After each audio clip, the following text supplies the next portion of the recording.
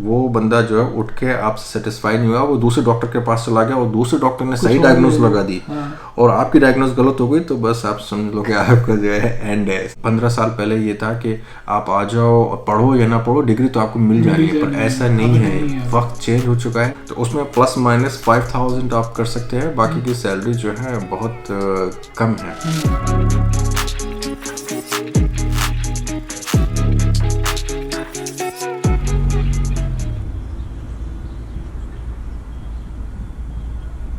हाँ जी, सत श्रीकाल जी, welcome to the Punjabi wonders YouTube channel. मैं हूँ सालेह खान, रशिया में बिल्कुल नॉर्थ में, और यहाँ भी मुझे हमारे एक इंडियन भाई मिल गए हैं, डॉक्टर मोहम्मद आसिफ। तो ये वैसे आगरा से हैं और यहाँ पे आप मतलब रशिया में 7 साल से जॉब कर रहे हैं as a doctor.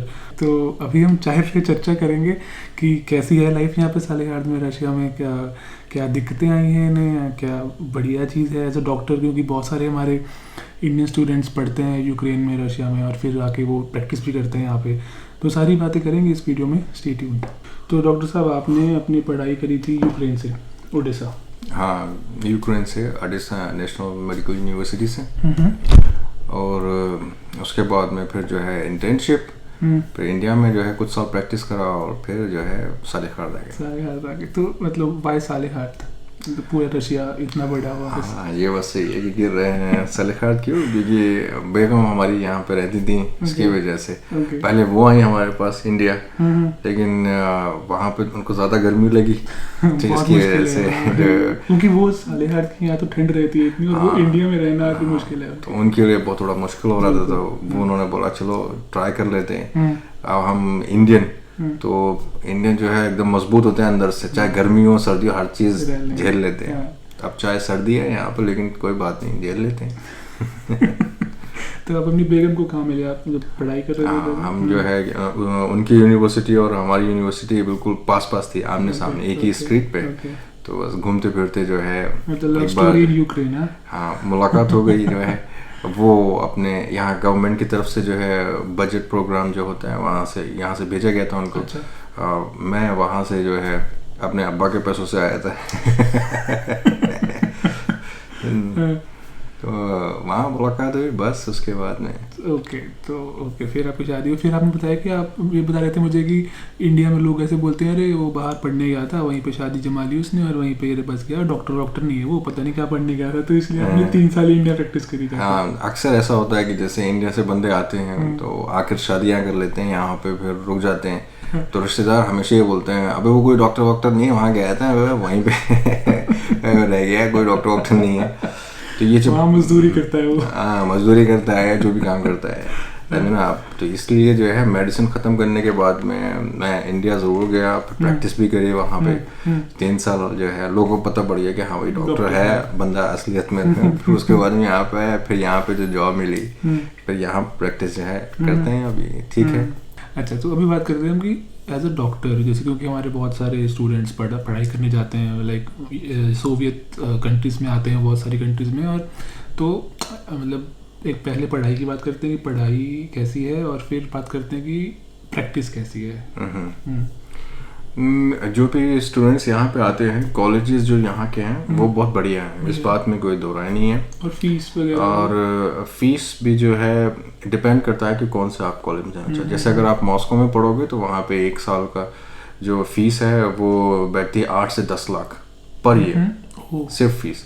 Saint Peters में है, वहाँ पे भी 7 से 8 लाख के बीच में है। लेकिन अगर आप थोड़ा सा हट जाए, जैसे ट्यूमेन है, यारोस्लाव्ल है, येकेटेरिनबर्ग है, तो वहाँ पे फिर फीस जो है कम हो जाती है। वहाँ कहीं कहीं जगह पे तो मिनिमम 2 लाख या 2.5 लाख भी है।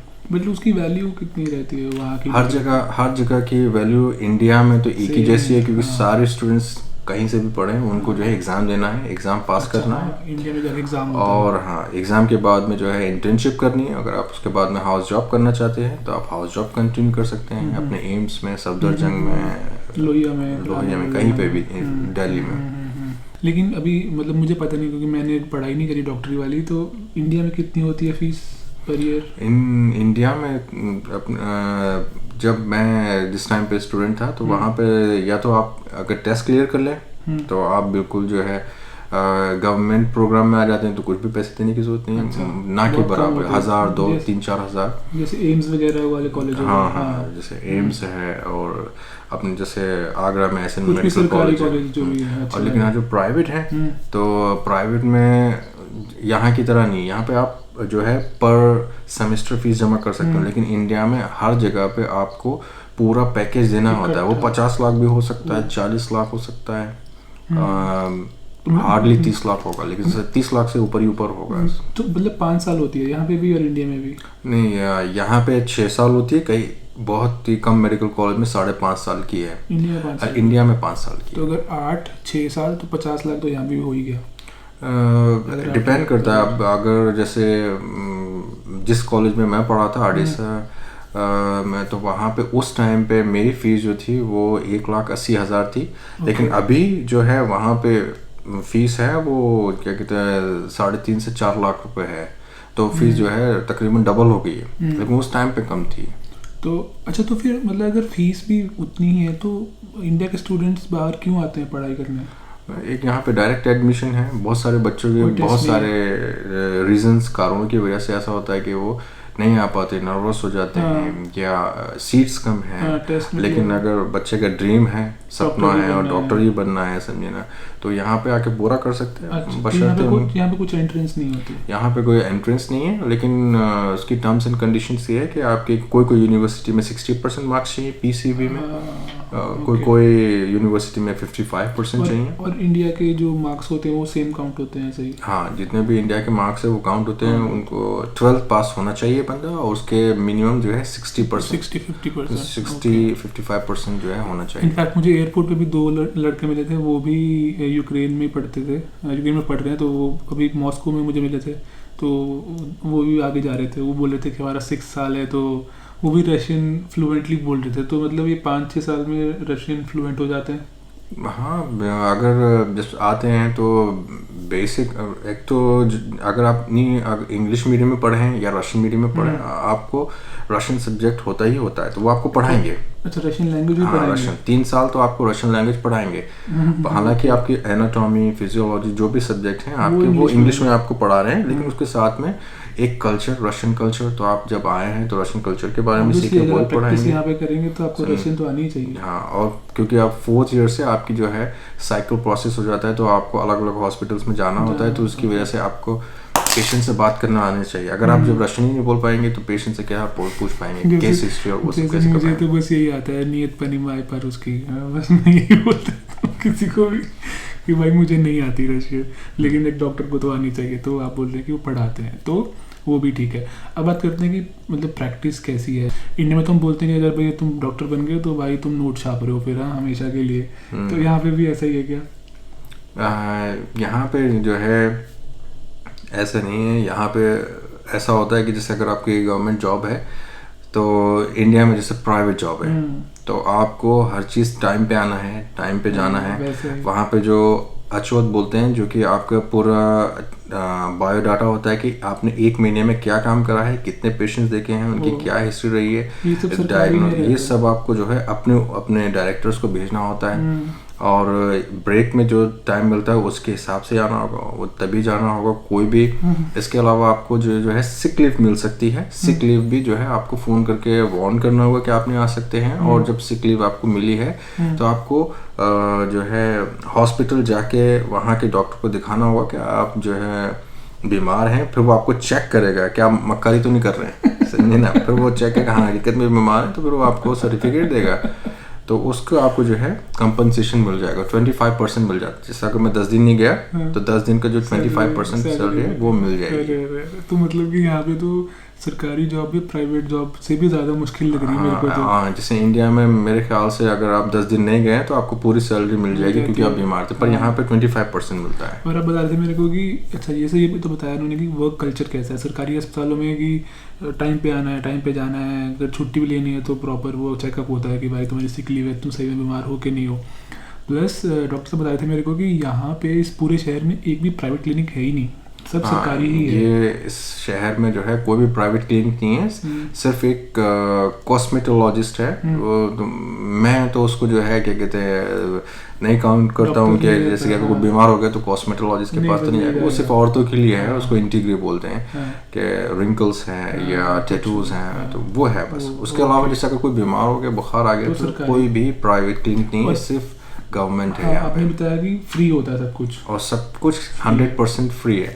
आप जाएंगे, अगर आप बीमार हैं तो आपको खाना भी खिलाएंगे, वो आपको 3 टाइम, और खाना भी जो है diet according to the disease. अगर आप शुगर पेशेंट हैं तो वो आपको जो है सारी चीज़ें शुगर फ्री मिलेंगी। अगर आप गायनिक डिपार्टमेंट में हैं, जो लेडीज प्रेग्नेंट हैं तो उनको अकॉर्डिंग टू उसी की जैसे मिलेगी, हाई प्रोटीन डाइट और वैसा जो भी बिल्कुल। और सारी जो है, इसके अलावा जो है टीवी होता है हर रूम में। आप जाएंगे तो पेशेंट जो है बोर ना हो, उसका यहाँ तक कि लाइब्रेरी भी होती है कि बंदा अगर पढ़ना चाहे और अगर वो जो है मोशन में है, मतलब मोशन में है, मतलब वॉक कर सकता है, तो वो जाके पढ़ सकता है, समझे ना। तो बहुत सारी फैसिलिटीज़ हैं बिल्कुल भी हॉस्पिटल में।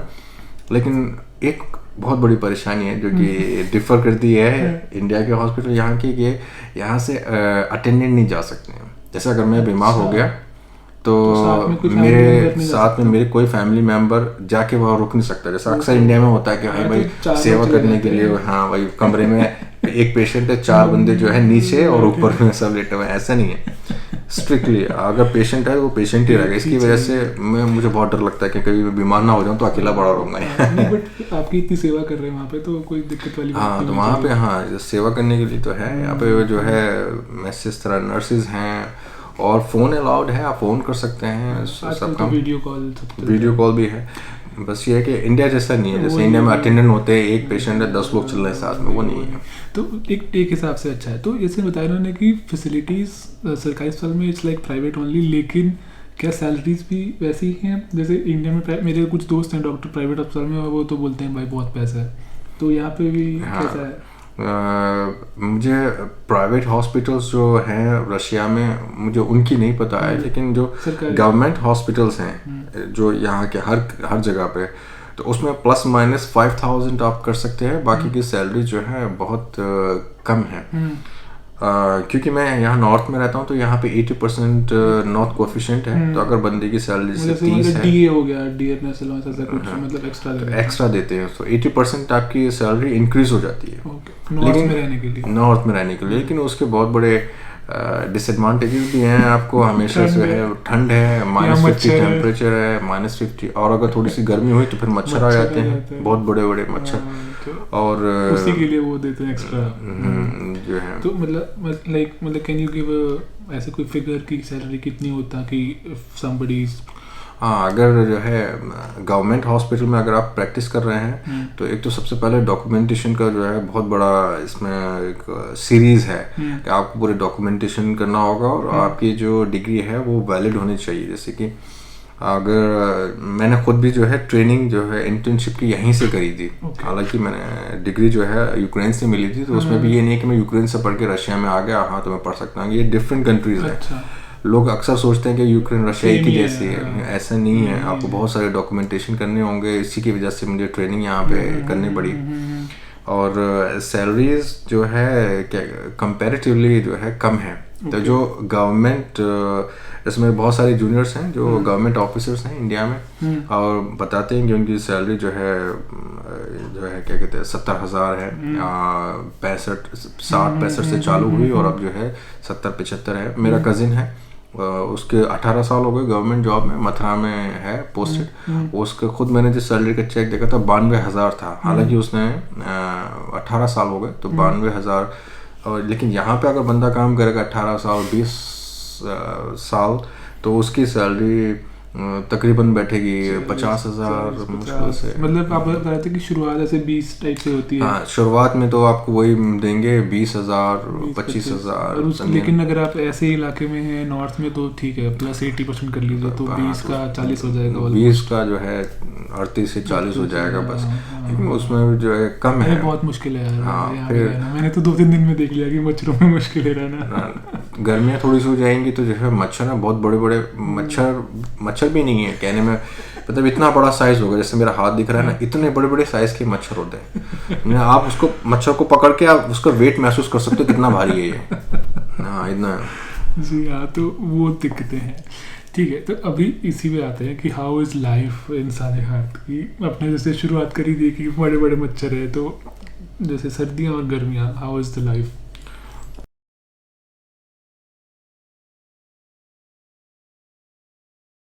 तो अभी सबसे सबसे ज़रूरी सवाल कि अगर आपको अभी मैं 20 साल ले जाऊँ पीछे और आपको बोलूँ कि पढ़ाई करने इंडिया में, पढ़ाई करके इंडिया सेट होना है, कोट द्वार उत्तराखंड में या फिर यूक्रेन में पढ़ाई करके रशिया में सेट होना है, तो आप क्या पिक करेंगे? ऑब्वियसली इंडिया पिक करूँगा। अगर होता तो इंडिया में रहेंगे तो अच्छा है अपने, क्योंकि भाषा का, ज़बान का, खाने का, तहजीब का, हर चीज़ में जो है अब अलग अलग बंदे की अलग अलग जो है प्रेफरेंस भी होती है। बहुत सारे बंदे जो सोचते हैं नहीं मैं अमेरिका जाके शिफ्ट हो जाऊँ। आजकल के बच्चों में ये बहुत है कि मुझे विदेश जाकर सेट होना है। जैसे पंजाब में क्या है, मुझे कनाडा जाना है, मुझे अमेरिका जाना है, मुझे ऑस्ट्रेलिया न्यूजीलैंड जाना है। तो ठीक है, ऑस्ट्रेलिया न्यूजीलैंड अमेरिका में तो चलो इंग्लिश चल जाती है, ज़बान का नहीं है।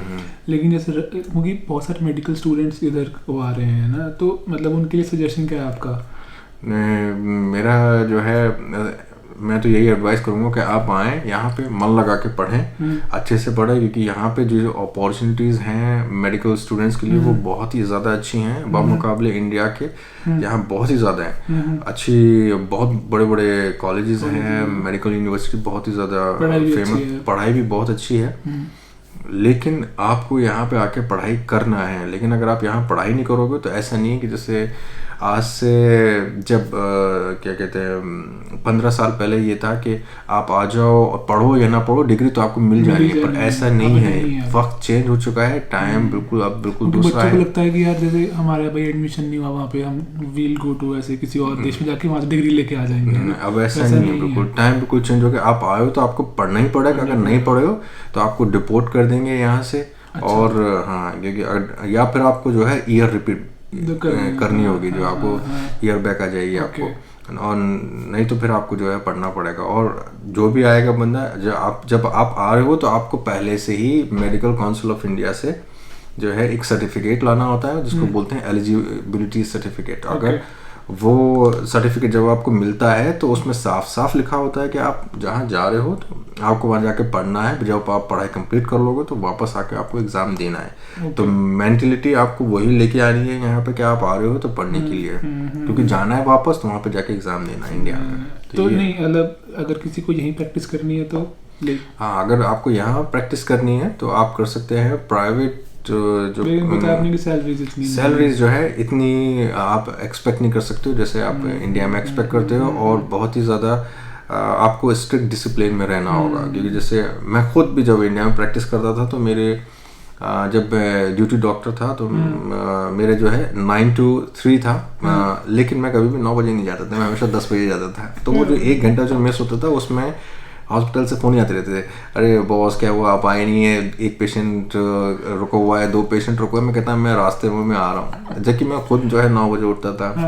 लेकिन यहाँ ऐसा नहीं है, क्योंकि ज़्यादातर फ़ोन पे इंस्ट्रक्शन देते थे हम, अच्छा पेशेंट बताओ क्या है, क्या कंडीशन है, बीपी फॉल हो रहा है, ये हो रहा है, ऐसा ऐसा करो, आईसीयू में भेज दो उसको, समझे ना, मेंटेन करो बीपी, और या दूसरा कंडीशन है तो। लेकिन यहाँ पे ऐसा नहीं है, आपको जो है 1 मिनट भी लेट नहीं हो सकते। जैसे बता डॉक्टर साहब ने कि patient can file A complaint, जैसे डॉक्टर पुलिस को कंप्लेंट कर सकते हैं, इनफैक्ट पुतिन को भी कंप्लेंट कर सकते हैं। एक तो यहाँ पे डायरेक्ट ऐसा महकमा है कि आप डायरेक्ट जो है प्रेसिडेंट को कंप्लेंट भेज सकते हैं। ऐसा नहीं है कि अगर मैं मोदी को कंप्लेंट भेजना चाहूँ तो मुझे तो पता भी नहीं है कैसे भेजूंगा मोदी को, पर यहाँ पे है आप इंटरनेट पे निकाल दिया वो डायरेक्ट प्रेसिडेंट को भी कंप्लेंट कर सकते हो, पुलिस को भी कंप्लेंट कर सकते हो, और वहाँ का जो डायरेक्टर है आपके हॉस्पिटल का उसको भी आप कर सकते हैं कंप्लेंट। मतलब मुझे ये लग रहा है कि निष्कर्ष जो वहाँ निकला है कि it might sound very cool कि अरे रशिया में रहता है वो और रशिया में डॉक्टरी कर रहा है,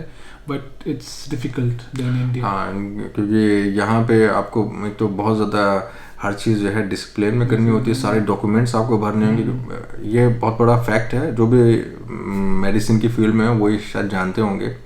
जब भी प्रिस्क्रिप्शन घूम घाम कहीं ना कहीं से आती है तो उसमें लिखते हैं डायग्नोज और फिर उसमें एक ट्रायंगल बना देते हैं कोई लोग जो है क्वेश्चन मार्क लगा देते हैं और उसमें लिख देते हैं 2-3 डायग्नोज, एक नहीं 2 या 3 डायग्नोज की ये भी हो सकता है, ये भी हो सकता है।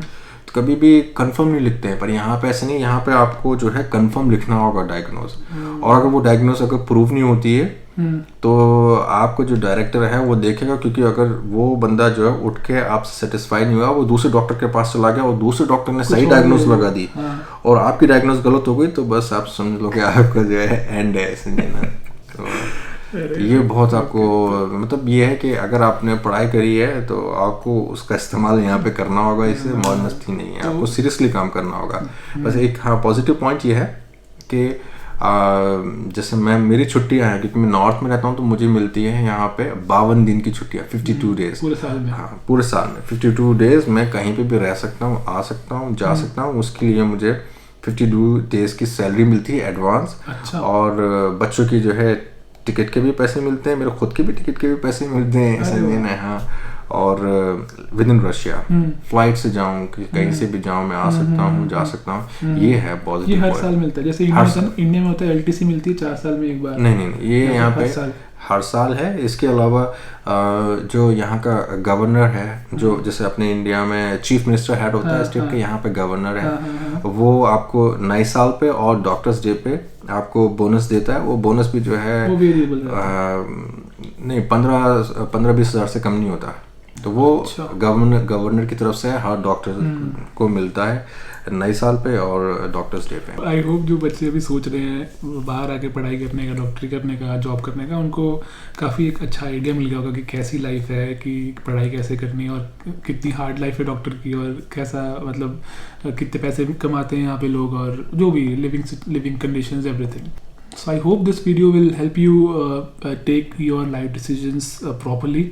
और आपको वीडियो अच्छी लगी होगी तो लाइक करना, सब्सक्राइब कर देना और कमेंट कर देना। अगर कोई भी सवाल है आपके और डॉक्टर साहब से तो यू कैन कमेंट डाउन। मैं personally I will follow up doctor साहब के साथ फ़ोन, व्हाट्सएप पे, इंस्टाग्राम पे, और आपको आपके सभी जवाब मिलेंगे। बस चैनल को सब्सक्राइब कर दीजिए, बेल आइकन प्रेस कर दीजिए, बिकॉज आगे और भी वीडियोज़ आने वाली है रशिया से। So I will see you in the next video. Good bye.